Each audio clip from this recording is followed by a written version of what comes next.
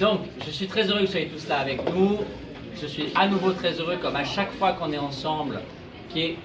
de nouvelles personnes. Et donc, j'ai l'occasion de rencontrer à chaque fois de nouvelles personnes. Et c'est le sens même de notre mouvement. C'est qu'on soit toujours plus nombreux, qu'on s'accueille, qu'on mette le pied à l'étrier des nouvelles personnes pour qu'elles voient comment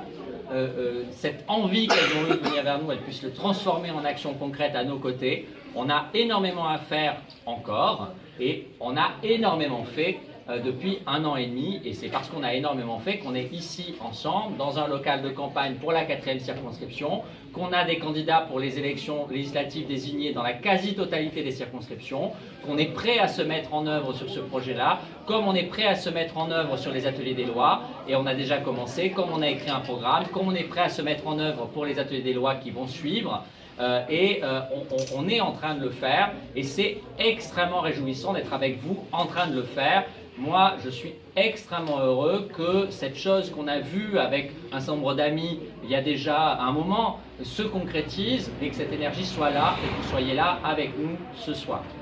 Pour les résultats, moi, vraiment, je considère, comme Raquel, comme Jean-Luc, qu'ils ont pris un risque absolument considérable à annoncer des résultats avant d'avoir le dépouillement des grandes villes et avec un dépouillement extrêmement partiel des départements peuplés,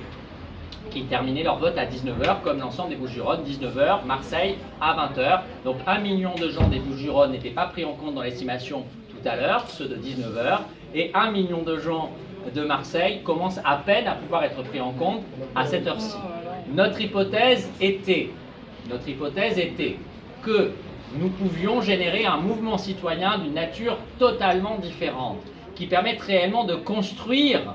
l'avenir, de construire la génération impliquée, la génération qui va porter les autres vers l'action, vers la résolution réelle des urgences et de leurs problèmes, dans un travail d'éducation populaire, de rencontre, de construction en profondeur qu'on va maintenir ensemble. Et les législatives sont une merveilleuse occasion pour le faire, pour apprendre que ces nouveaux députés citoyens insoumis qu'on propose apprennent à travailler directement avec les citoyens, les insoumis, la population, pour construire ensemble les lois de demain, pour construire ensemble les institutions qui nous conviennent, pour construire ensemble le pays et le monde dans lequel on a envie de vivre.